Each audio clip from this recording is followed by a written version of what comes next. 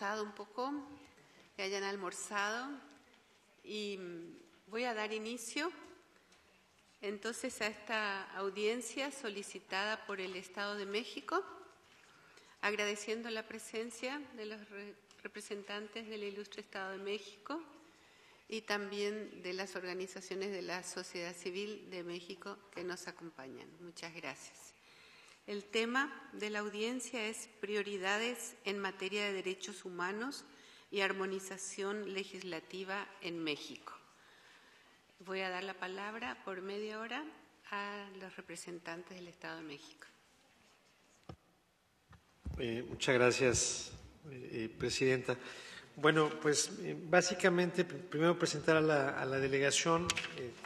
La delegación la encabeza la subsecretaria de Asuntos Jurídicos y Derechos Humanos de la Secretaría de Gobernación, la licenciada Lía Limón.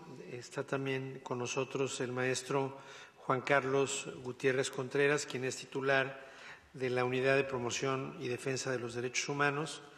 Igualmente, por parte de la PGR nos acompaña la licenciada Eliana García Laguna, coordinadora general de Formación y Políticas Públicas en materia de violencia contra la mujer y trata de personas, y el maestro Alejandro Alday, quien es el director general adjunto de Casos, Democracia y Derechos Humanos de la Cancillería. Y me complace darle la palabra a la licenciada Limón. Muchas gracias. Por favor, le escuchamos.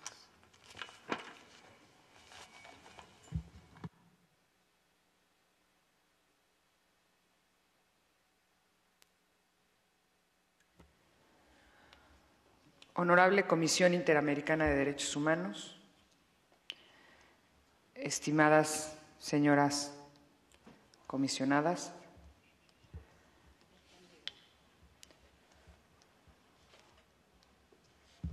me espero.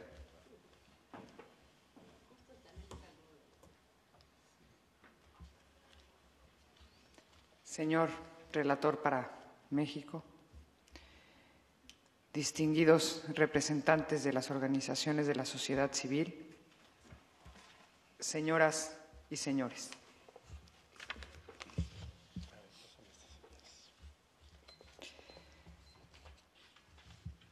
Buenas tardes. Quisiera, primero que nada, agradecer la oportunidad de comparecer el día de hoy ante esta comisión con el propósito de hacer una presentación general sobre la política en materia de derechos humanos del Gobierno de la República. El presidente Enrique Peña Nieto definió desde su toma de posesión 5 ejes de acción para hacer de México un país en paz, incluyente, con educación de calidad, próspero y con sentido de responsabilidad global. En esta vía, el propósito fundamental es hacer realidad en nuestro país los derechos humanos que reconoce nuestra Constitución y los tratados internacionales en la materia. El Gobierno de México inició también con una agenda muy clara en materia de derechos humanos, que comprende, primero, el desarrollo de políticas públicas, segundo, el fortalecimiento de las instituciones de gobierno y tercero, procesos de armonización legislativa para que nuestro orden jurídico sea congruente con las obligaciones internacionales de México en materia de derechos humanos ya consagradas en la Constitución. Señoras y señores comisionados, por lo que se refiere al desarrollo de políticas públicas, es importante señalar que el primer eje de gobierno es lograr un México en paz, cuyo propósito es armonizar la agenda de seguridad y justicia con la agenda de los derechos humanos y, con base en ello, impulsar una política de Estado que se corresponda con estándares internacionales para fortalecer la gobernabilidad del país, la preservación de las libertades públicas y los derechos humanos. En primer lugar, quiero destacar que el Gobierno de México diseñará, con la participación de la sociedad civil organizada y la academia, el Programa Nacional de Derechos Humanos 2013-2018. Del mismo modo, se trabajará en la creación de una instancia federal que tendrá como propósito la implementación integral de la Reforma Constitucional de Derechos Humanos aprobada en junio de 2011. En este marco, se ubican también las políticas encaminadas a la disminución de la pobreza y de la brecha de desigualdad entre regiones. Así, el 22 de febrero del 2013 se estableció en México el Sistema Nacional de la Cruzada Nacional contra el Hambre, una estrategia de inclusión y bienestar social orientada a las personas que viven en pobreza extrema y que carecen de alimentación.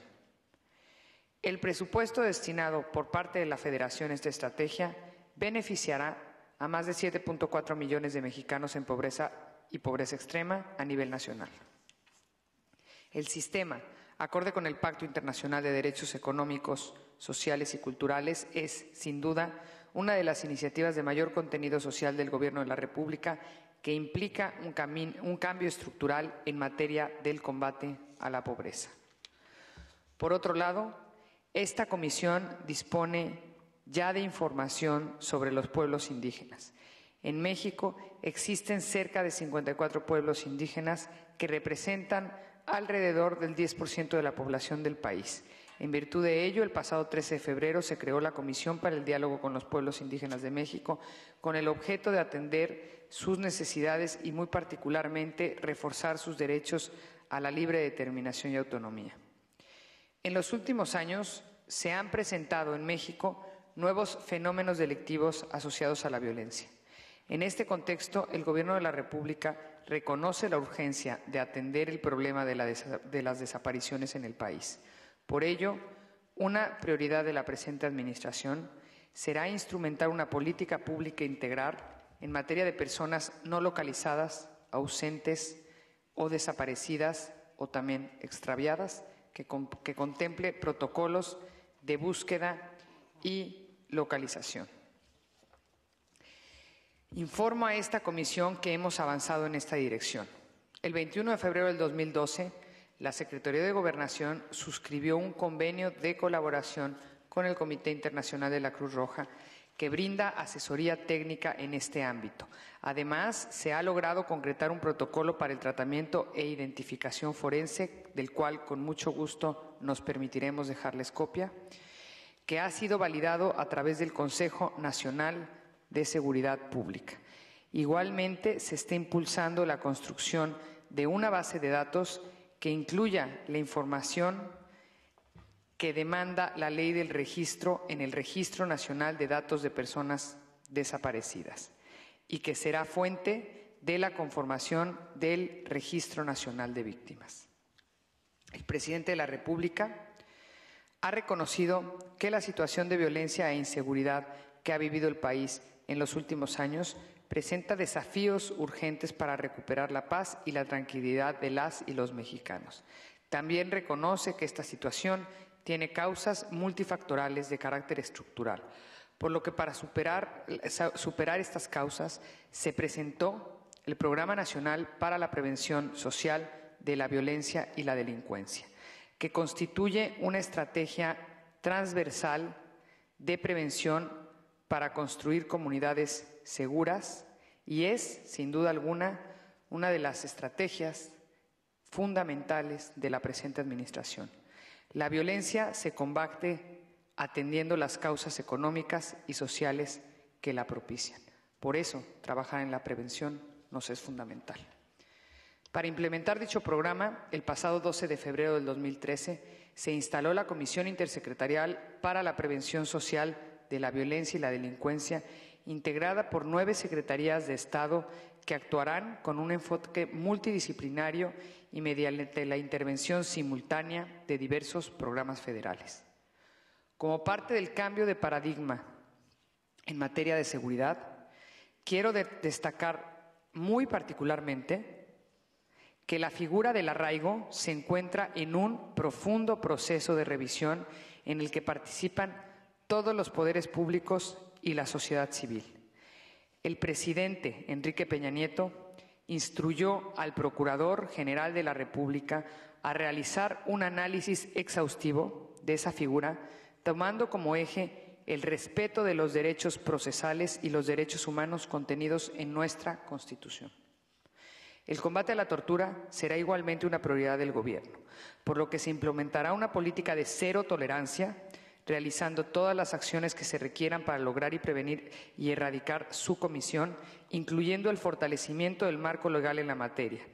Se actuará desde el ámbito de las instancias de seguridad pública, en particular de la Procuración de Justicia, para investigar y sancionar la tortura, así como para lograr la aplicación efectiva de los estándares internacionales del Protocolo de Estambul en todo el país.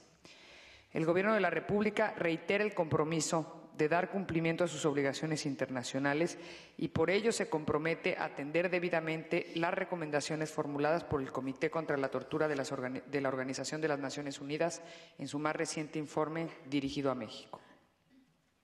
Señores y señoras comisionados, en relación con el fortalecimiento institucional que será impulsado por el Gobierno del presidente Peña Nieto, me gustaría comentar las siguientes líneas de acción. Las reformas constitucionales de derechos humanos y de amparo de junio del 2011 han cambiado la forma de concebir, interpretar, defender y ejercer los derechos humanos en nuestro país. Toda reforma que introduce cambios fundamentales al orden jurídico implica un lógico proceso de ajustes y por ello estamos trabajando para la creación de una instancia que se aboque en la plena instrumentación de la reforma constitucional de derechos humanos. En segundo lugar, a partir de la publicación de la Ley de Protección a Personas Defensoras de Derechos Humanos y Periodistas, se creó un mecanismo especializado. Ahora estamos realizando esfuerzos para su fortalecimiento y plena consolidación. En sus primeros 4 meses de operación, el mecanismo ha revisado 48 casos y ha dictado medidas cautelares en 11 de ellos. Asimismo, hemos impulsado la celebración de 25 convenios de cooperación con las entidades federativas a fin de lograr una mayor coordinación en todo el territorio nacional. Por otro lado, se ha iniciado ya una reestructuración del Instituto Nacional de Migración con el propósito de fortalecer y garantizar los derechos de los migrantes. Por último, es relevante destacar que para este Gobierno es prioritario incrementar la capacidad de actuación de la Policía Ministerial, de los agentes del Ministerio Público y de los servicios periciales de la Procuraduría General de la República, a fin de lograr que la investigación científico-criminal se convierta en una fortaleza de la Procuración de Justicia en México desde la perspectiva de los derechos humanos. Se busca fortalecer el equipamiento, modernización y formación de profesionales, así como impulsar el desarrollo de laboratorios genéticos y forenses en todo el país, entre otras acciones. Señoras y señores comisionados, representantes de las organizaciones de la sociedad civil, estamos conscientes de que deben concretarse cambios en el marco normativo nacional para apuntalar nuestras estructuras de protección de los derechos humanos. Quisiera compartirles que con la vocación de construir consensos, el Gobierno de la República suscribió con las principales fuerzas políticas del país el Pacto por México como una de las acciones para fortalecer todo nuestro marco jurídico de derechos humanos, incluyendo la reparación integral, la atención a las víctimas, los derechos de los migrantes, los derechos de los pueblos indígenas y temas como el uso de la fuerza, el combate a la tortura y la desaparición forzada de personas. Dicho pacto pone de manifiesto el esfuerzo del Estado mexicano por construir acuerdos que ya están dando sus primeros resultados. Quiero destacar que el 9 de enero del 2013 el Ejecutivo promulgó la Ley General de Víctimas, publicó la Ley General de Víctimas atendiendo a una de las demandas centrales de la Comunidad de Derechos Humanos de México. El objeto de la ley es reconocer y garantizar los derechos de las víctimas. Se trata de una ley sin precedente, basada en estándares internacionales, favoreciendo en todo momento la más amplia protección de la persona. Dicha legislación reglamenta la reparación a violaciones de derechos humanos y a víctimas del delito establecidas en los artículos 1 y 20 constitucionales. El contenido de la Ley General de Víctimas aporta al sistema jurídico nacional el concepto de justicia restaurativa, es decir, derecho a la verdad, a la justicia, a la reparación integral y a las garantías de no repetición con apego a las mejores prácticas del derecho internacional. Ahora bien, la referida reforma constitucional en materia de derechos humanos prevé la expedición de otras leyes. En este sentido, se están trabajando iniciativas para la reglamentación del artículo 33 constitucional con el objeto de crear un recurso que garantice el derecho de audiencia en casos de expulsión de extranjeros y la reglamentación sobre el régimen excepcional de suspensión de ejercicios de los derechos humanos y sus garantías establecida en el artículo 29 constitucional. Cabe señalar que también se ha preparado un proyecto para retirar las reservas a 6 tratados internacionales suscritos por México, relativas al derecho de expulsión de extranjeros. Quiero reiterar aquí la plena voluntad del Ejecutivo Federal de cumplir las sentencias de la Corte Interamericana de Derechos Humanos, muy particularmente la reforma al artículo 215 del Código Penal Federal, a fin de tipificar el delito de desaparición forzada conforme a los tratados internacionales que México ha suscrito en la materia, así como el retiro a la reserva y a la declaración interpretativa realizada por el Estado mexicano a la Convención Interamericana sobre Desaparición Forzada de Personas. Considero importante informar a esta comisión del pleno compromiso del Gobierno de México de crear el marco normativo en materia de uso legítimo de la fuerza. Se trabaja ya en la elaboración de un proyecto de ley en la materia con la asistencia técnica del Comité Internacional de la Cruz Roja, que nos permitirá incorporar los más altos estándares internacionales y las mejores prácticas. El gobierno del presidente Peña Nieto tiene también la convicción de avanzar de manera contundente en la implementación de la reforma constitucional al sistema de justicia penal. Por último, quiero referirme al cumplimiento de las recomendaciones y sentencias de los organismos internacionales de derechos humanos en relación a la restricción de la jurisdicción militar en aquellos casos en que existen violaciones a derechos humanos cometidas por integrantes de las Fuerzas Armadas. Es importante reconocer el avance efectuado a través de las recientes resoluciones de la Suprema Corte de Justicia de la Nación, que ha señalado, entre otras cosas, la incompatibilidad del artículo 57 del Código de Justicia Militar con el artículo 13 constitucional y con lo dispuesto por el artículo 2 de la Convención Americana sobre Derechos Humanos. También es importante informar a la Comisión que entre el año 2011 y hasta la fecha la Procuraduría General de Justicia Militar ha declinado competencia en favor de la jurisdicción ordinaria en 229 averiguaciones previas y 148 causas penales, las cuales son actualmente examinadas por la Procuraduría General de la República para la actuación ministerial que corresponda. Si bien aún queda pendiente la reforma al Código de Justicia Militar, cabe destacar que en estos últimos meses ya han sido presentadas 4 iniciativas cuyo objetivo es precisamente limitar el alcance de la jurisdicción militar. Al concretarse esta reforma, se dará pleno cumplimiento a distintas sentencias de la Corte Interamericana de Derechos Humanos.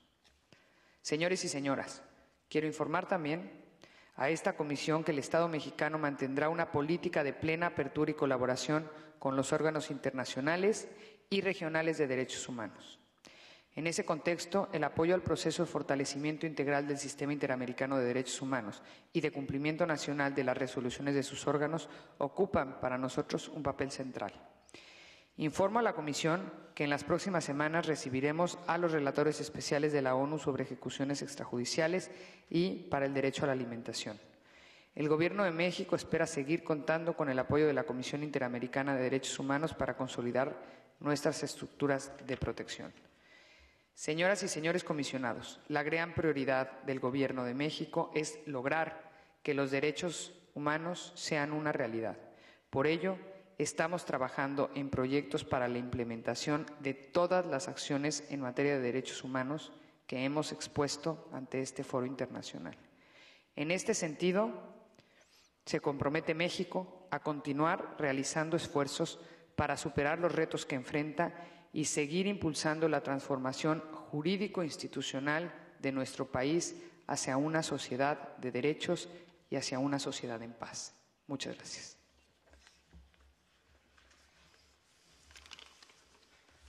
Muchísimas gracias, licenciada Lía Limón García, subsecretaria de Asuntos Jurídicos y Derechos Humanos. Doy la palabra entonces a los representantes de la sociedad civil. Gracias. Buenas tardes, comisionadas, comisionados, representantes del Estado mexicano. Hemos escuchado con atención la presentación de las autoridades federales. Desde luego, la armonización legislativa es fundamental. Sin embargo, como varias organizaciones de la sociedad civil señalaremos en la siguiente audiencia, la armonización es solo una parte de la agenda pendiente, dado el grave retroceso que en materia de derechos humanos enfrentamos en el país.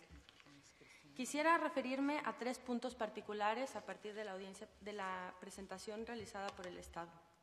Primeramente, quisiera hablar sobre el Plan Nacional de Desarrollo y el Programa Nacional de Derechos Humanos, que actualmente el Ejecutivo Federal está iniciando.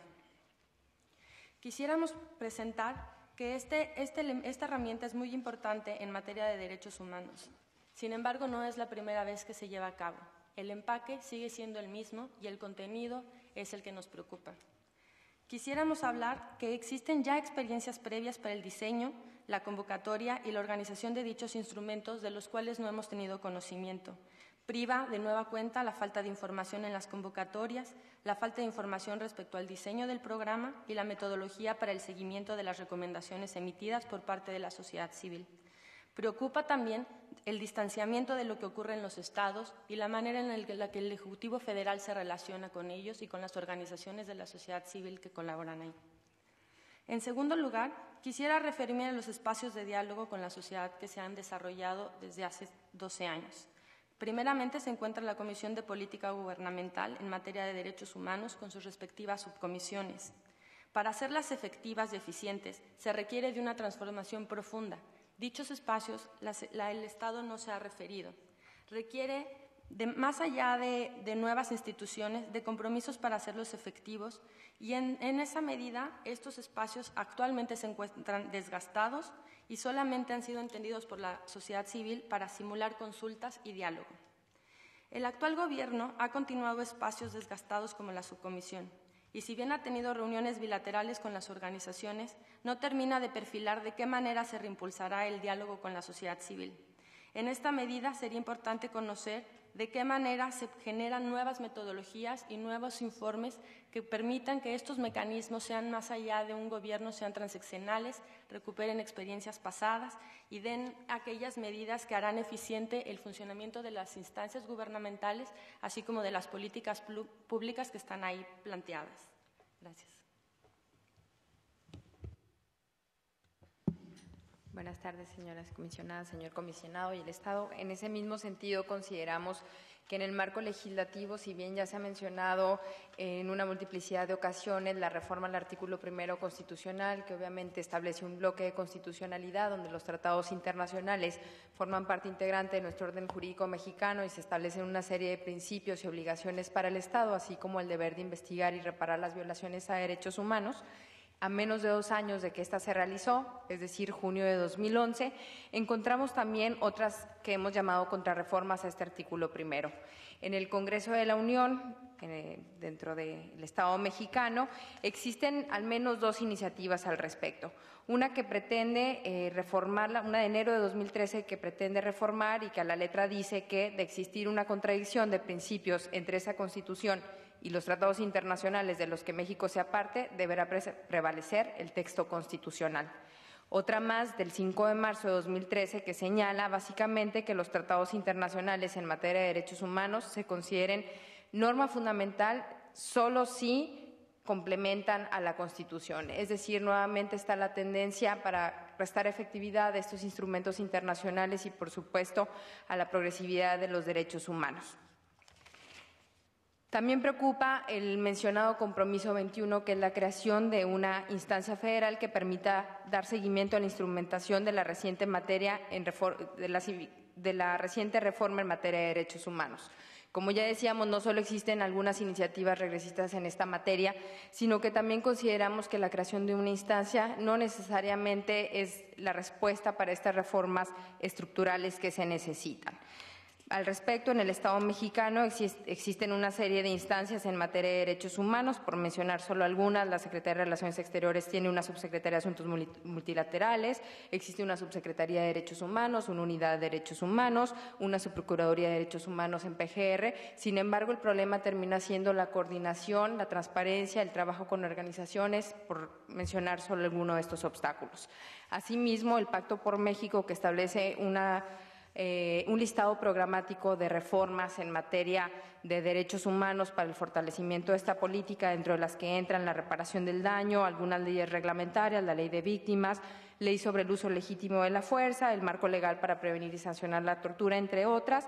Serán presentadas, según este cronograma, en el segundo semestre de 2013, y su periodo de implementación culminará dentro del primer semestre de 2015. Es decir, pareciera que queda en segundo plano toda la serie de presentación de iniciativas e implementación que se requieren en la materia. Sobre el uso legítimo de la fuerza, solo quisiéramos complementar que no necesariamente es la regulación, que si bien falta en los estados de la República, también tiene que ver con una serie de controles efectivos que permitan no solo una reglamentación en la materia, sino rendir cuentas a las fuerzas de seguridad.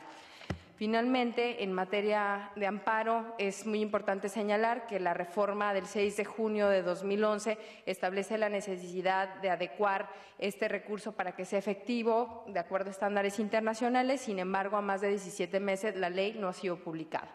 No solo eso, sino que tiene algunas complejidades para que sea un recurso efectivo, que sea eficiente, que sea accesible para las víctimas, que realmente repare y que, por supuesto, permita en violaciones a derechos humanos en el ámbito penal ser efectivo, como por ejemplo en causas de detención de las personas, que sea efectivo como un recurso de exhibición de personas.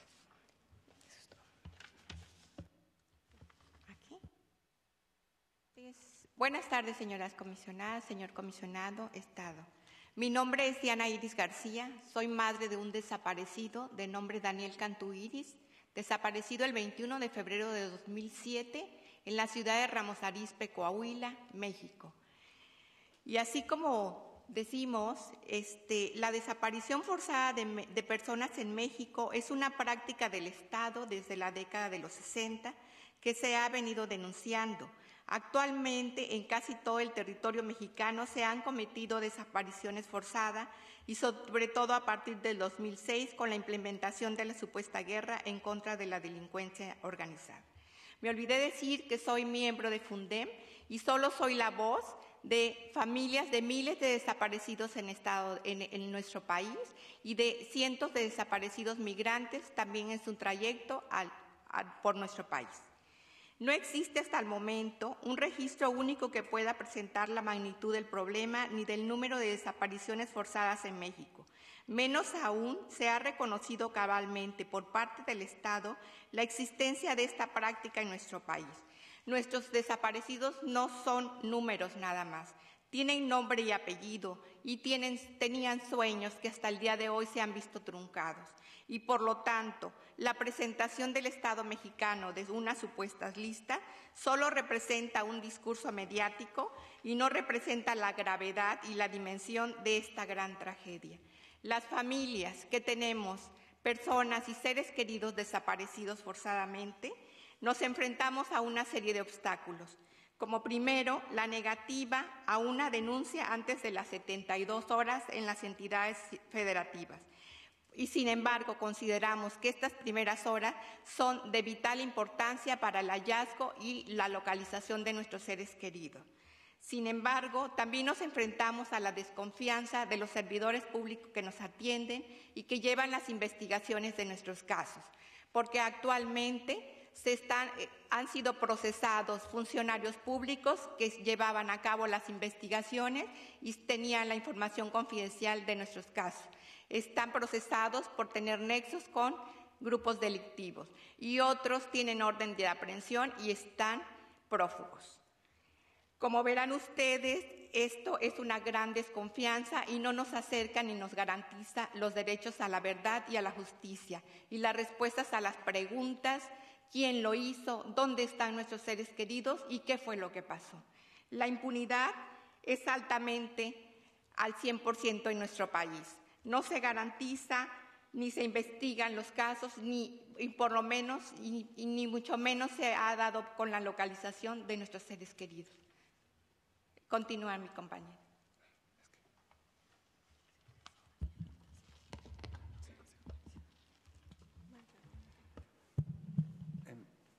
La Ley General de Víctimas, referida previamente por el Estado, podría ser ciertamente un instrumento eficaz para la protección de los derechos de las víctimas, de ser aprobadas las reformas presentadas a dicha ley en el Congreso el pasado 19 de febrero. La iniciativa de reforma ha sido enviada a comisiones para su dictaminación, pero aún no han iniciado las discusiones. Será de suma importancia que las comisiones correspondientes incluyan las voces de los movimientos de víctimas y de las organizaciones de la sociedad civil para atender las problemáticas respectivas. A pesar de la iniciativa de reforma presentada en el Congreso, resulta de particular preocupación la persistencia de serios obstáculos para que las víctimas de violaciones a derechos humanos accedan a los recursos del Fondo de Ayuda, Asistencia y Reparación Integral, del cual dependerá buena parte de las medidas de reparación que puedan ser otorgadas por el Estado. La iniciativa establece la obligación del Estado de brindar recursos para la reparación únicamente de forma subsidiaria. Si bien en el caso de las víctimas del delito se justifica la subsidiariedad, debido a que el principal responsable de brindar la reparación es el delincuente, cuando se trata de víctimas de violaciones de derechos humanos el supuesto es distinto. Sin embargo, la iniciativa en cuestión plantea de forma incorrecta la intervención subsidiaria del Estado para casos de violaciones a los derechos humanos, pues tal como lo establecen los estándares internacionales en la materia, el Estado es responsable solidario al implicar este tipo de actos la participación de autoridades. Tal y como ha sido establecido por tribunales internacionales, incluso por la propia Corte Interamericana de Derechos Humanos, las víctimas de violaciones a derechos humanos deben ser reparadas con independencia de que se aprenda y se sancione al perpetrador. Por otra parte, manifestamos nuestra preocupación sobre la insuficiencia de la ley para poder reparar a todas las víctimas de forma integral. Así, tomando como referencia el presupuesto de egresos para el año 2013 y sumando montos menores previstos por la ley, se contaría únicamente con alrededor de 500 millones de pesos para la reparación de las víctimas. Este monto resulta claramente insuficiente para indemnizar a las decenas de miles de víctimas que existen en el país. La reparación del daño debe ser asumida desde una perspectiva de integralidad que abarque los diferentes ámbitos en que interactúan las personas, asumiendo en todo momento la complejidad de los daños individuales y colectivos causados por las violaciones a derechos humanos. En este sentido, manifestamos nuestra preocupación en cuanto a la preponderancia de la compensación económica frente a otras medidas de reparación, las cuales deben estar siempre coordinadas a fin de lograr plenamente su objetivo. Es de suma importancia que la Ley General de Víctimas contemple una perspectiva integral de reparación del daño, incluyendo medidas de satisfacción, rehabilitación y garantías de no repetición, tal como lo ha desarrollado la jurisprudencia de la Corte.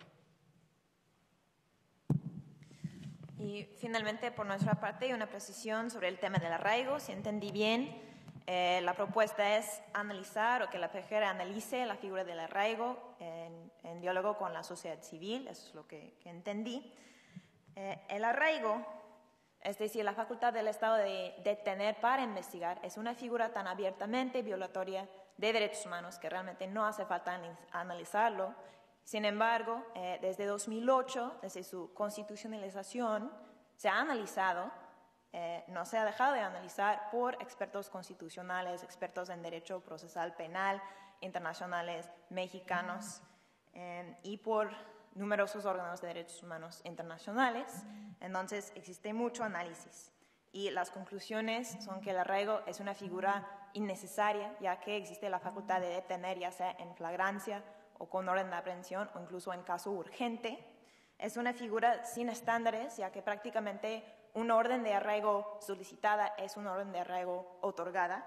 Es una figura que equivale a una detención arbitraria, así declarado por órganos internacionales de derechos humanos.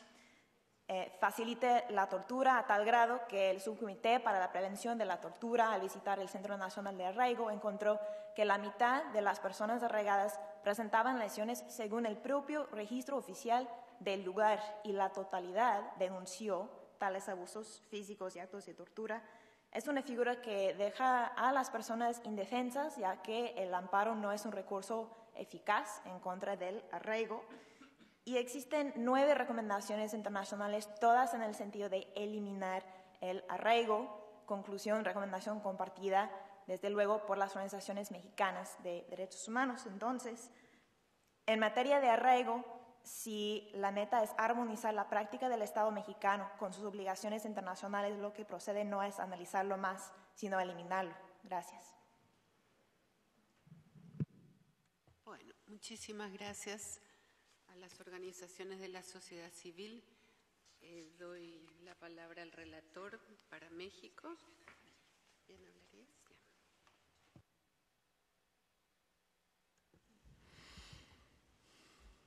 Deseo empezar por agradecer la presentación hecha por el Estado sobre su política general y su política pública en materia de derechos humanos y seguridad ciudadana, y también agradecer la información presentada por los peticionarios.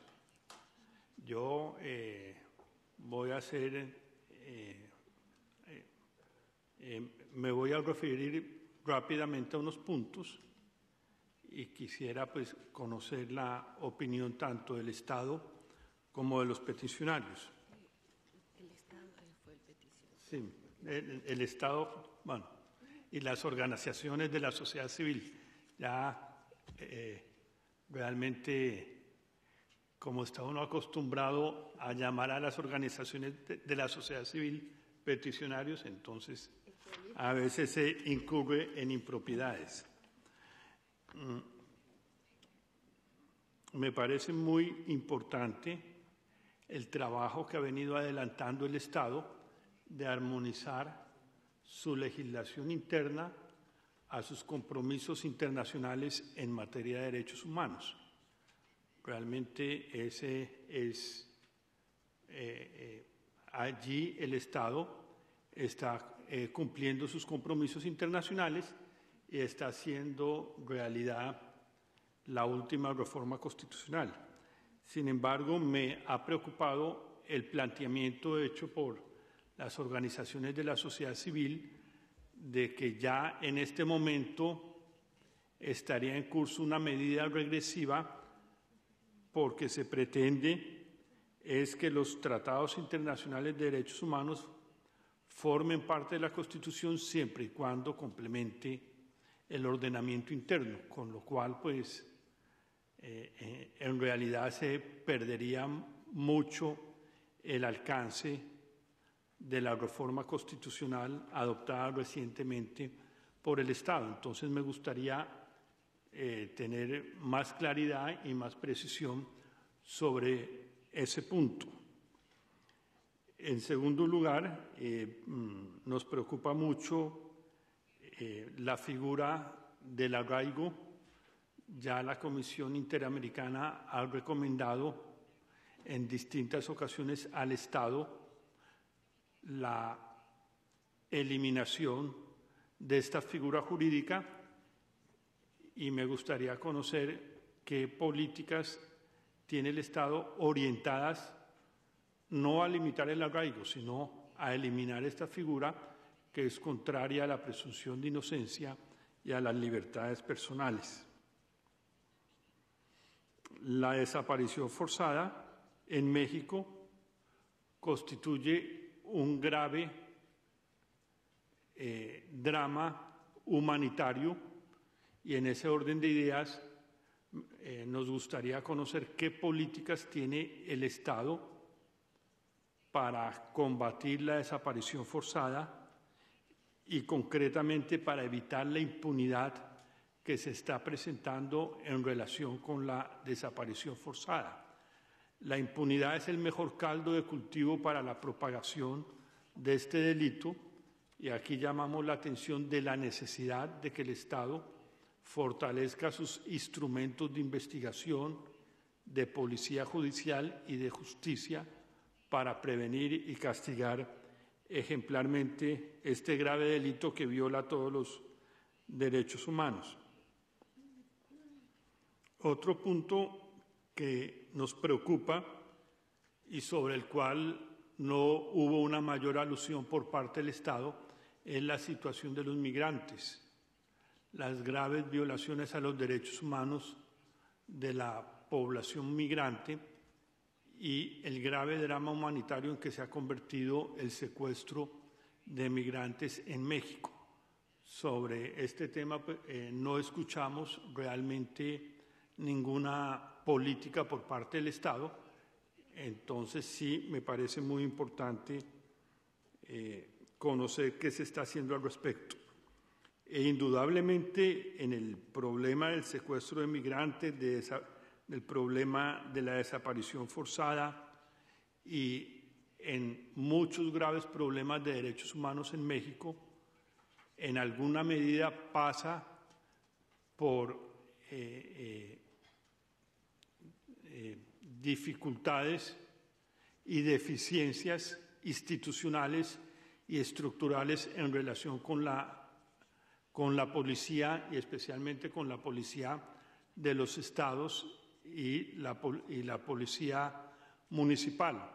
La pregunta es qué medidas se están promoviendo para profesionalizar la policía en los distintos estados para que efectivamente haya un acceso a la institución policial con base en méritos, que haya un trabajo de promoción y de capacitación, unos controles estrictos, un régimen disciplinario, porque en realidad uno de los elementos fundamentales de cualquier política de seguridad ciudadana son unas instituciones de la policía serias y profesionales, y en la medida en que hayan fallas institucionales dentro de la policía, también va a ser un caldo de cultivo para la propagación del delito. Entonces tenía esas inquietudes. Muchas gracias, comisionado Escobar. Le doy la palabra a la señora Daina Shelton. Thank you. I apologize for coming in late, so I hope my questions were not addressed before I arrived. I too am concerned about Arrigo, and I actually have a specific question as to whether there are statistics on how many people have been subject to Arrigo over the last year, and if that's disaggregated in terms of the length of time for detention and the particular reasons that are given for the utilization of that. On another issue, wondering whether I might have missed, because I came in late, any programs that are dealing with gender equality and particularly the situation of women along border areas where there's been considerable violence and in indigenous communities. And then finally, because it has arisen in so many conflicts, what changes might be underway or policies that are being considered with regard to strengthening the land rights of indigenous communities. Thank you. Muchas gracias, comisionada.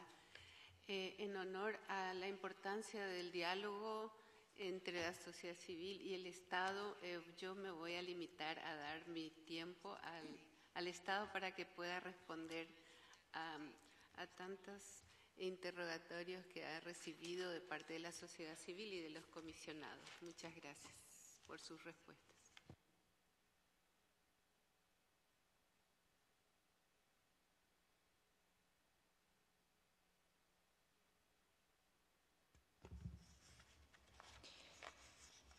Muchas gracias.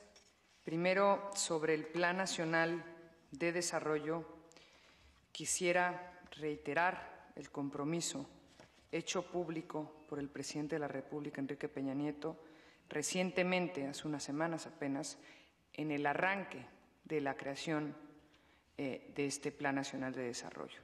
En dicho arranque se compromete el presidente, y así lo reiteramos, a hacer una amplia consulta y un amplio ejercicio con la sociedad civil que permita enriquecer y construir el Plan Nacional de Desarrollo que se requiere a nivel nacional. Para ello, se arrancó recientemente y se llevarán a cabo una diversidad de mesas de trabajo sobre los distintos temas, amplias, incluyentes y buscando siempre privilegiar la participación ciudadana.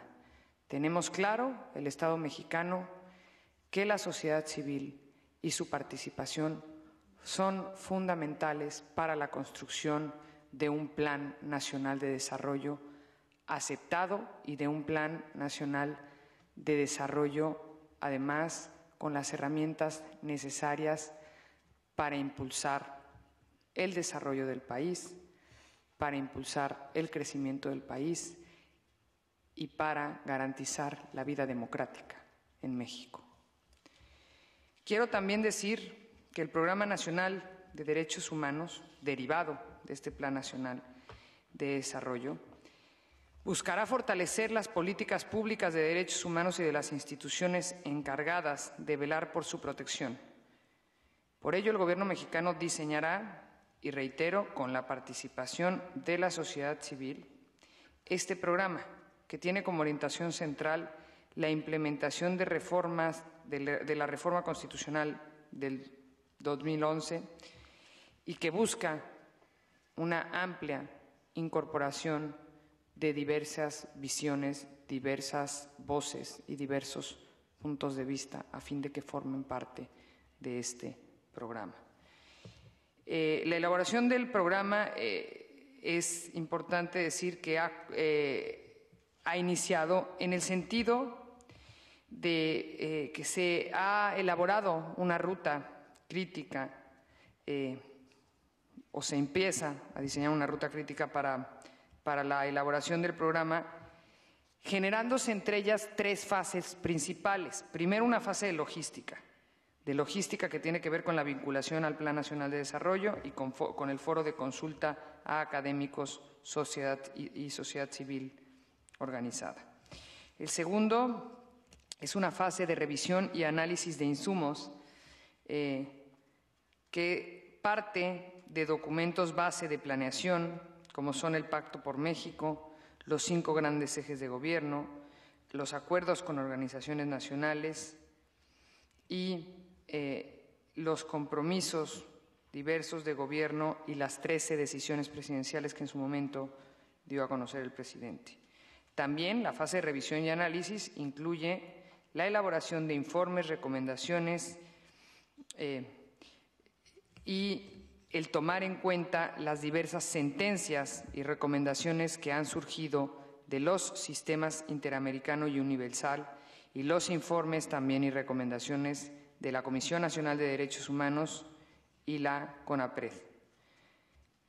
Por último, habrá una fase de elaboración del programa nacional basada en la realización de foros a nivel regional, académicos y con sociedad civil organizada. También habrá la instalación de mesas temáticas para la elaboración del programa nacional, en la que participarán sociedad civil organizada, académicos y servidores públicos de la Administración Pública Federal. Me veo obligada también a decir que han habido ya reuniones con la sociedad civil, por lo tanto me llama la atención el cuestionamiento, porque incluso gente que está aquí presente estuvo en dicha mesa, en las cuales ha habido un intercambio de ideas y la absoluta intención de sumar a las organizaciones. Cristina fue una de las que nos acompañó en estas mesas, para elaborar el programa. No se pretende, por ningún motivo, elaborar un programa en el que no se incluyera la visión de las organizaciones. Sabemos que su participación, su inclusión y su involucramiento será fundamental en el éxito del programa, y reitero el compromiso del presidente de la República y del secretario de Gobernación de hacer este ejercicio de manera incluyente. En cuanto a la creación de la instancia federal para la aplicación de la reforma constitucional o para la implementación de la reforma constitucional del 2011, me parece prudente e importante señalar que me queda claro que no es una cuestión de creación de instancias, sino una cuestión de trabajo y ejercicio.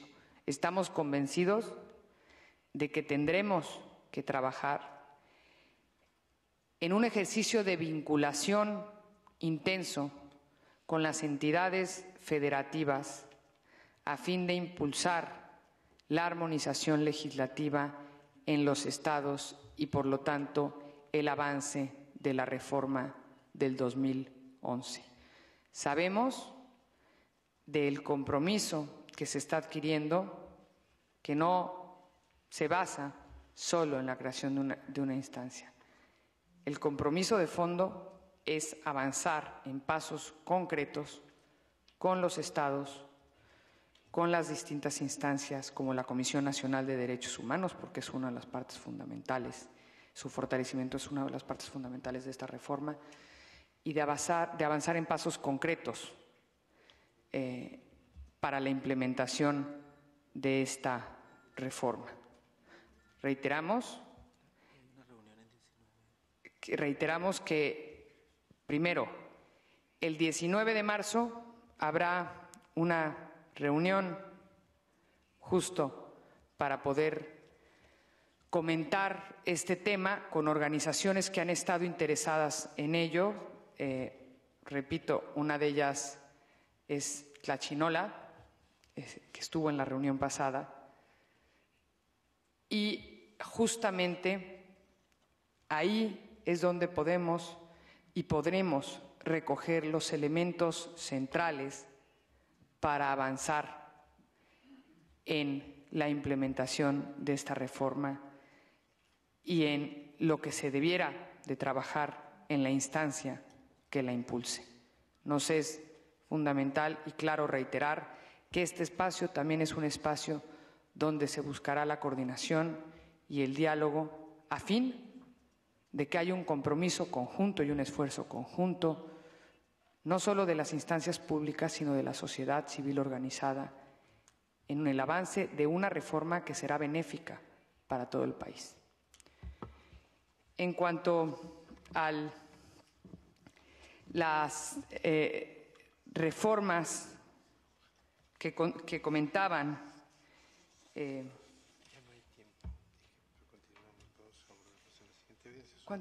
no hay más tiempo. Okay. Como somos los mismos actores en la siguiente mesa, abordaré los temas que faltan de abordar en la siguiente mesa. Nos responde las preguntas que nos quedó debiendo. Así es, las voy a responder en la siguiente mesa, no solo yo, sino también algunos de mis colegas. Bueno, muy agradecida en nombre de la Comisión Interamericana por toda la información brindada, subsecretaria. Realmente es muy positivo todo lo que México ha estado haciendo y plantea hacer en cuanto a adecuación legislativa. Y obviamente las tareas que quedan pendientes son muy grandes, tienen por delante un trabajo de articulación importantísimo para asegurar que estas reformas vayan impactando positivamente en la vida de los ciudadanos y ciudadanas de México. Estamos también muy contentos de poder facilitar este diálogo con la sociedad civil, representantes de esa sociedad a quienes van dirigidas esas reformas legislativas. Y les deseamos el mejor de los éxitos en esta tarea de este nuevo gobierno y hay mucha esperanza de que se pueda avanzar en el cumplimiento de todos los derechos humanos en México. Muchas gracias a las dos partes.